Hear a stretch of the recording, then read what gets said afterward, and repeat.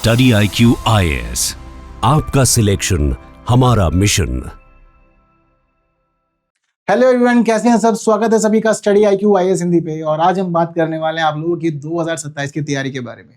आप में से बहुत सारे एस्पिरेंट्स हैं जो मुझसे पूछते रहते हैं, सर 2027 के लिए करंट अफेयर कैसे पढ़ना है, किन किन बातों का ध्यान रखना है, नोट किस तरह से बनाने नहीं बनाने, क्या करना है। ये इन सभी बातों के जवाब आज की क्लास में जानते हो और आपको एक एक बात थोड़ा डिटेल में बताऊंगा। सबसे पहली और बड़ी चीज पे जिस पे हम लोग आते हैं वो लोगों के मन में यह आती है कि सर हमें करंट अफेयर कितने साल का तैयार करना है और क्लासेस कब तक लेनी है। तो सबसे पहले जो बड़ी बात हमें यहाँ पर करनी है वो करनी है टाइम के लिए ही, कि भाई हमारी जो टाइम की कंडीशन है वो क्या रहनी चाहिए, यानी कि कितने समय तक का हमारे पास करंट अफेयर होना जरूरी है।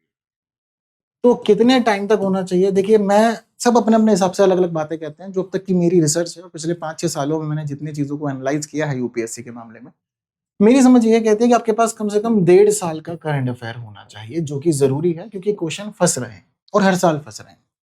अब 1.5 साल का सीधा मतलब ये कि लगभग लगभग आपको 18 महीने तो फोकस करना पड़ेगा करंट अफेयर पे।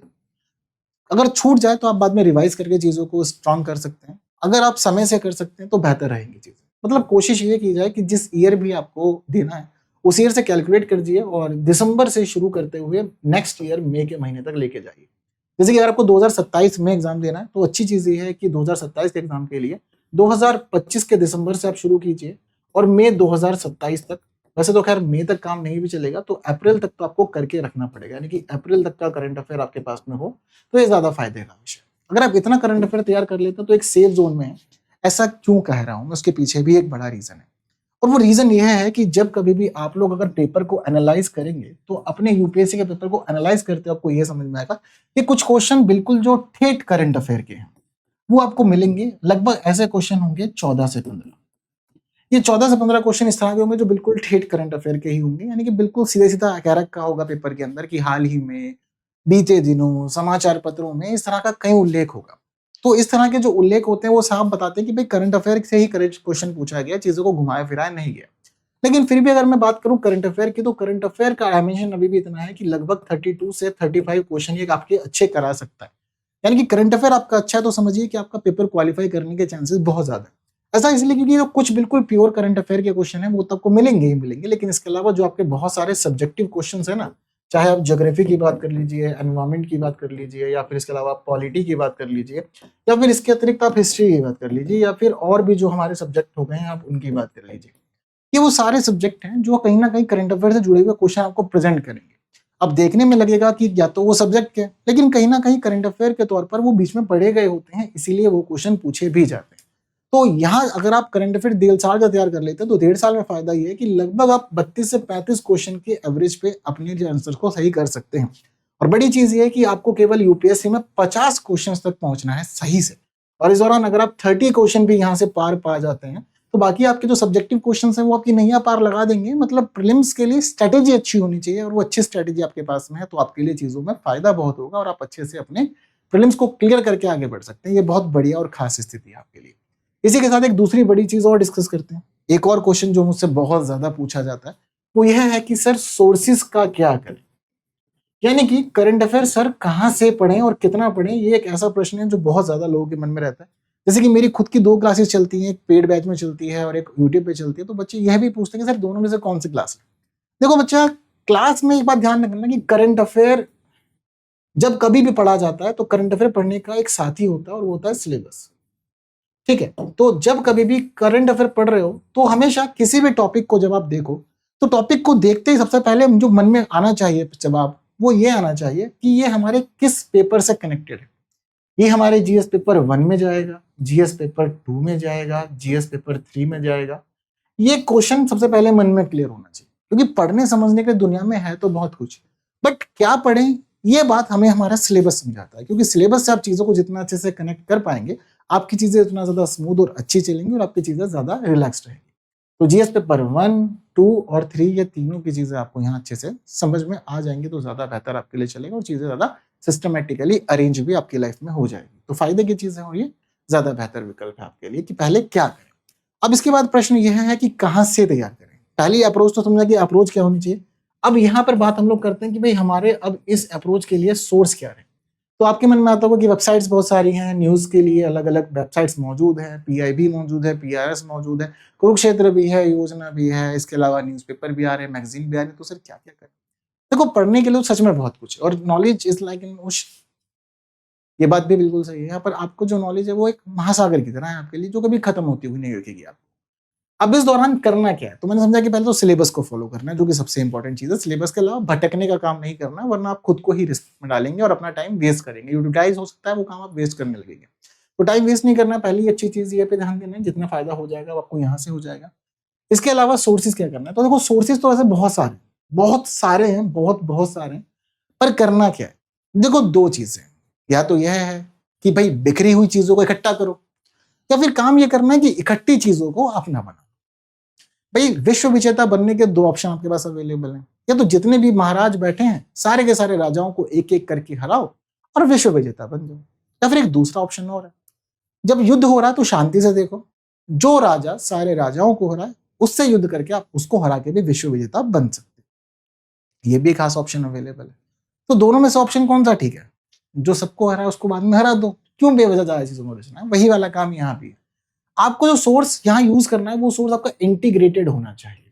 सबसे ज्यादा फायदा आपको तभी मिलेगा, वरना आप खुद नुकसान में रहेंगे। और टाइम आपके पास जो लिमिटेड है ना, उस लिमिटेड टाइम का बेस्ट यूटिलाइजेशन आपके लिए एक इंटीग्रेटेड रिसोर्स ही कर सकता है।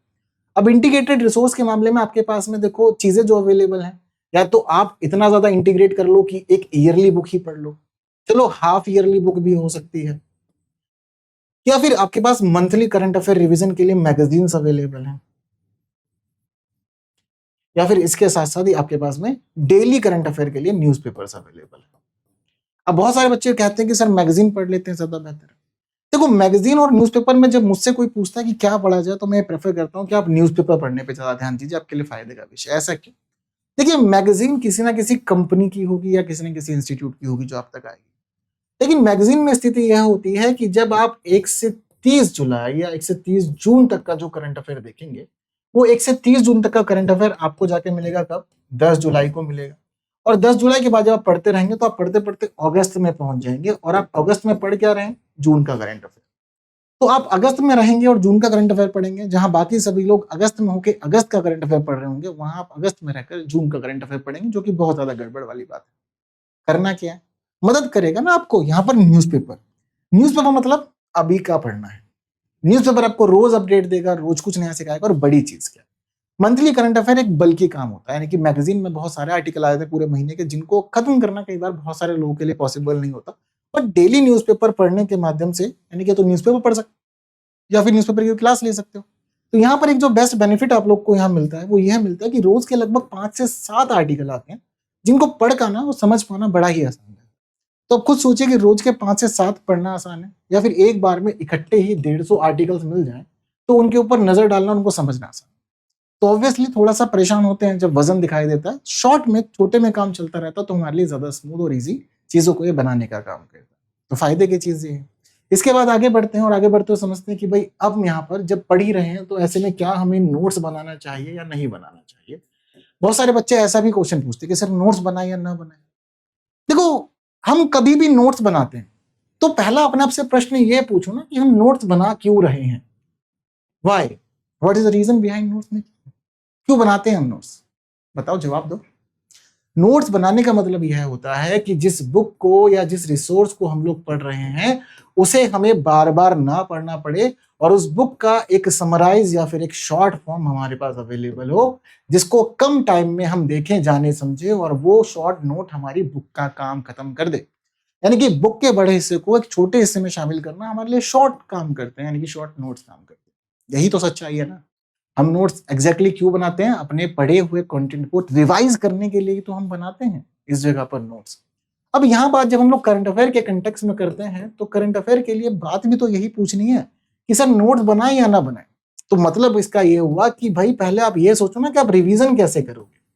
आपने अपनी रिवीजन किस पे डिपेंड किया? अगर यूपीएससी की तैयारी कर रहे हो, रिवीजन नहीं कर रहे हो, तो तैयारी बेकार है, बिना रिवीजन के कुछ नहीं हो सकता। अब यहाँ मामला यह है कि यूपीएससी की तैयारी में तो रिवीजन करना पड़ेगा। तो अब रिवीजन आप कर कैसे रहे हो, आप पहले इस बात का जवाब दो। जैसे कि जो मुझसे पूछते हो आप लोग कि सर नोट्स बनाने चाहिए या नहीं बनाने चाहिए, अब खुद से पूछो ना। इस बात का जवाब तो आप खुद भी दोगे। अब ये बताओ कि जब रिवीजन करनी होगी तो रिवीजन कैसे करोगे? क्या है कुछ रिवीजन के लिए? तो रिवीजन के लिए देखो, या तो आपके पास में अवेलेबल है आपके अपने खुद के नोट्स जो कि आपके अपने दोस्त ने अपने खुद से तैयार किए, या फिर मैं एक और माध्यम सुझाता हूं यहाँ पर, और वो यह है कि आप चाहो तो यहाँ पर मैगजीन्स को यूज कर सकते हो। जितना अच्छे से आपके पास मैगजीन्स अवेलेबल होंगी, आप चाहो तो इसको भी अवेलेबिलिटी के आधार पर यूज कर सकते हो। आपके लिए फायदे का विषय ये भी है। तो दोनों ही आपके पास अवेलेबल है, और आप चाहो तो दोनों में से कुछ भी चूज कर सकते हो। वो आप पे डिपेंड करता है कि आप क्या चूज करते हो। बस नोट से आप ज्यादा फ्रेंडली होते हो, बट जब मैगजीन आपके सामने पहली बार आएंगे, टॉपिक देख के लगेगा कि चीजें पढ़ी हुई हैं, बट हाँ, मैगजीन की चीजों से आप अनजान हो, लेकिन नोट्स की चीजों से आप पूरी तरह से जानकार हो, इसलिए यह आपके फायदे का विषय रहता है। तो यह चीज है जो आपको ध्यान देनी है, जरूरी है। इसी के साथ एक बड़ा प्रश्न कि सर, जब हम करंट अफेयर पढ़ रहे हैं तो कितना टाइम देना चाहिए? देखो, डिपेंड करता है कि आपके पास टोटली टाइम टेबल में टाइम कितना है। पढ़ने वाले लोग दिन के 10 घंटे भी निकालते हैं, दिन के 7 घंटे भी निकाले जाते हैं, और दिन के 5 घंटे भी नहीं पढ़ते। डिपेंड ये करता है कि आपके पास समय कितना है। अगर आपके पास 10 घंटे हैं तो आप अगर 2 घंटे भी देते हैं तो परेशानी नहीं है। 7 घंटे हैं तो आप 1.5 घंटा तक दे सकते हैं, दिक्कत नहीं है। अगर 5 घंटा है तो 1 घंटा देकर के भी काम चलाया जा सकता है। डिपेंड करता है कि बस जरूरी चीजें कवर हो जाए। ऐसा मैं क्यों कह रहा हूँ? क्योंकि केवल और केवल आपको करंट अफेयर नहीं पढ़ना, बाकी और सब्जेक्ट्स भी हैं, उसके ऊपर भी ध्यान देना है। तो इसलिए सब्जेक्ट्स के लिए प्रॉपर टाइम निकालना, सिलेबस कवर करना, वो सब चीज जरूरी है। अदरवाइज आप परेशानियों में पड़ जाओगे, चीजें आपकी उलझी रहेंगी, जिसकी वजह से आपको नुकसान भी मिल सकता है। तो यह वाली चीजें भी हैं जिनका आपको खास तौर पर ध्यान रखना है। तो जो आपके इंपॉर्टेंट क्वेश्चंस होते हैं उनका मैंने आपको जवाब दिया है कि भाई, पहली बड़ी चीज कितने साल तक का करंट अफेयर होना चाहिए। दूसरी बड़ी चीज कि भाई, पेपर की अप्रोच कैसे रखनी है, सिलेबस से कैसे कनेक्ट करना है, सोर्सेज क्या रहे क्या ना रहे, वो चीजें भी जरूरी है। सोर्स कैसे यूज करना है वो वाली बात भी समझ गए हो, और नोट्स बनाने हैं नहीं बनाने, वो चीजें भी ध्यान रखनी। अब इन सभी चीजों के साथ लास्ट में ये होता है कि आपको न्यूज की मैपिंग करनी पड़ती है करंट अफेयर्स के साथ में। तो मतलब न्यूज के साथ आपको अपने आंसर्स मैप करने पड़ते हैं। अब न्यूज के साथ जो आपके आंसर्स है उनको मैप करने के लिए जरूरी है कि पहले आपका सब्जेक्टिव करंट अफेयर, सब्जेक्टिव जो आपके पूरा का पूरा सिलेबस है वो कवर हो जाए। आपका जब सब्जेक्टिव सिलेबस कवर हो जाता है, फिर आप जब प्रैक्टिस कर रहे हैं, रिवीजन कर रहे हैं, वहां आपको करंट अफेयर एड ऑन करते हुए चलना पड़ता है, जिससे कि आपका जो टॉपिक है वो और ज्यादा कंसोलिडेट हो जाए, ज्यादा फायदे का रहे और चीजें आपकी ज्यादा स्ट्रॉन्ग हो जाए। तो इस तरफ आपको यह अप्रोच अपनानी पड़ेगी तो चीजें अच्छी होगी। हालांकि अगर परेशानियां हैं तो एक बेस्ट समाधान यह है कि आप स्टडी IQ के बैचेस भी ज्वाइन कर सकते हो, जो आपके लिए अच्छा समाधान प्रोवाइड करते हैं।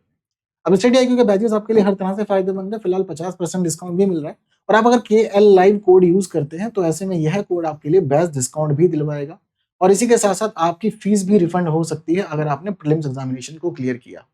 फिलहाल 2027, 28 और 29 के बैचेस हमारे पास अवेलेबल हैं, और ये बैचेस हैं स्मार्ट मॉडल बेस्ड। अब आपको मिलेंगे स्ट्रक्चर्ड क्लासेस। ये स्ट्रक्चर्ड क्लासेस में आपको 1000 से अधिक घंटे की क्लासेस मिलती है। पहले आपका बेसिक तैयार करवाया था, फिर एडवांस लेवल पे लाते हैं। इस तरह से प्रीलिम्स मेंस की क्लासेस हो जाती है। साथ ही CSAT आंसर राइटिंग और करंट अफेयर की क्लासेस भी आपको मिलती है, जो आपके लिए बड़े फायदे की रहती है।